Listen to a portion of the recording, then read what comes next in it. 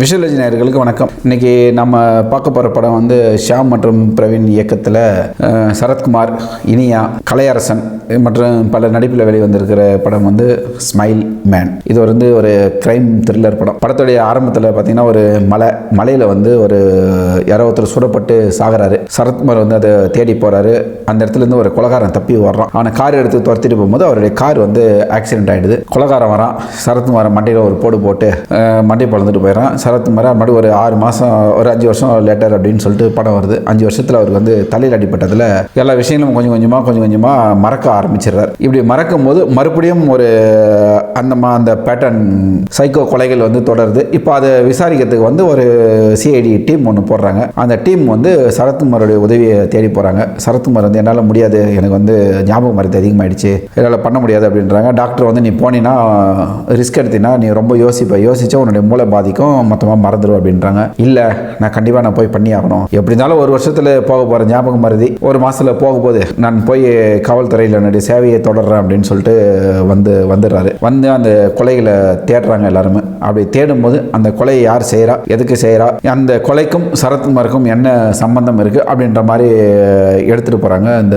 படத்துடைய திரைக்கதையை. கிளைமேக்ஸில் அந்த கொலை யார் பண்ணாங்க அப்படின்றது தான் வந்து ஒரு மிகப்பெரிய முடிச்சு. இப்போ இந்த படத்தில் பார்த்தீங்கன்னா ஒரு இடைவேளை வரைக்கும் ஒரு நல்ல ஒரு ஸ்க்ரீன் பிளேவாக தான் போயிட்டுருக்கு. ஒரு அந்த கொலையை தேடுறாங்க. அந்த கொலைகாரன் வந்து அவனுடைய மோட்டிவ் என்னென்னா சரத்குமாருக்கு யாரெல்லாம் நெருக்கமாக இருக்காங்களோ அவங்களெல்லாம் கொலை பண்ணிகிட்டு இருக்கான். இது வந்து சரத்குமாருக்கு வந்து அந்த ஞாபகம் மரத்தில் வந்து போது திடீர்னு ஞாபகம் வருது, திடீர்னு போது அந்த மாதிரி ஒரு இது இருக்குது. இன்டர்வல் வரைக்கும் இந்த மாதிரி கொண்டு போகிறாங்க. ஆனால் இந்த படத்தில் இன்னும் அந்த இன்டர்வல் வரைக்குமே ஒரு சின்ன விஷயம் என்னென்னா அந்த துப்பறியும் கேங் வந்து வருது. அதில் அந்த துப்பறியர் ஒரு 2 பேர் வராங்க. அந்த 2 கேரக்டர், ஒரு லேடி போலீஸும் இன்னொன்று அவன் வந்து ஓரளவுக்கு ஓகேவா பண்ணியிருக்காங்க. ஒரு கேரக்டர் அது காமெடி கேரக்டரா, அருவ கேரக்டரா, லூஸா, ஒருமே எந்த ஒரு கண்டாயுமே தெரியல. அந்த மாதிரியான ஒரு கேரக்டர் டிசைன் பண்ணி அப்படியே இடைவேளை வரைக்கும் கொண்டு வந்துட்டாங்க. சரி, இடைவேளைக்கு அப்புறமாட்டுக்கு வந்து கதை வந்து ஒரு மிகப்பெரிய விறுவிறுப்பாக போக போது நினச்சிட்டு போய் உட்காந்தோம்னா அது மாதிரி தான் இருக்குது நமக்கு அடி. நம்ம வில்லனுடைய குணம் என்னன்னு சொல்லிட்டு பார்த்தீங்கன்னாக்கா, அவருக்கு பிடிக்காதவங்களை கொன்று வாயை கிழிச்சு அவர் பார்த்து சிரிக்கிற மாதிரி பண்ணிட்டு வரான். ஏன்னா அதுக்கு ஒரு காரணம் சொல்லார். சின்ன வயசாக இருக்கும் போது என்கிட்ட திடீர்னு சிரிச்சு பேசுவாங்க, என்னை பார்த்து நம்ம திடீர்னு திரும்பி போயிடுவாங்க. அந்த சிரிப்பு எனக்கு கோபம் வந்துடும். அது வந்து அதனால நான் வந்து இந்த மாதிரி மாறிட்டேன்னு சொல்லிட்டு ஒரு சிரிப்பு கதையாக சொல்லுவார் நம்ம வில்லன் வந்து கலையரசன் பண்ணியிருக்கிறாரு. என்ன அப்படி அவர் வச்சு வேஸ்ட் பண்ணாங்களோ தெரியல. இந்த மாதிரியான சூழலில் சரத்குமார் வந்து கடைசியாக போய் வில்லனை போய் சேர்றாரு. சேர்ந்து சண்டை போடுறாரு. அப்படியே இழுக்கிறாங்க. அந்த கிளைமேக்ஸை இழுத்து கடைசியாக வில்லனை நடுமண்டையில் ஒரு சுத்தியில் எடுத்து ஒரு அடிக்கிறாரு. அந்த அடி தான் படத்தில் மிகப்பெரிய ஒரு சிம்பிள்.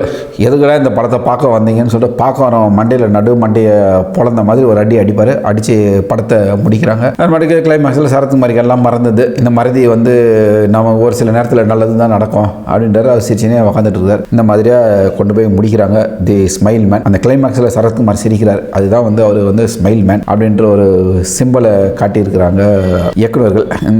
இந்த படத்தில் ஸ்க்ரீன் பிளேவே கொஞ்சம் சொதப்பலான ஸ்க்ரீன் பிளே தான் சொல்லலாம். இடைவேளை வரைக்கும் ஒரு மாதிரி போகுது, இன்டர்வலுக்கு அப்புறமாட்டுக்கு வந்து வேறு மாதிரி போகுது. அதனால் ஒரு பெருசாக ஒரு ஈடுபாடு இல்லை. மியூசிக்கும் சொல்லிக்கிற மாதிரி இல்லை. மற்றபடி இனியாவுடைய கேரக்டர் பார்த்தீங்கன்னா ஒரு 2-3 சீன் வருது. ஒரு சிங்கிள் மதரா, ஹஸ்பண்டு கிடையாது, குழந்தைய வச்சுக்கிட்டு ஒரு நர்ஸாக இருக்கிறாங்க. ஒரு 2 சீன் வராங்க. கலையரசனை கல்யாணம் பண்ணிக்கிறான்றாங்க. பொண்ணு வந்து நீ சரத்குமார் தான் கல்யாணம் பண்ணிக்கணும். அந்த மாதிரி ஏதோ ஒரு குழப்பமான ஒரு கேரக்டராக தான் கொடுத்துருக்குறாங்க. அதுக்கு திரைக்கதையில் வந்து இயக்குநர்கள் பெருசாக கோட்டை விட்டுருக்காங்களே சொல்லலாம். ஸ்மைல் மேன் கண்டிப்பாக படம் பார்க்குறவங்க சிரிச்ச முகத்தோடு வெளிவர மாட்டாங்கன்றது வந்து கேரண்டி.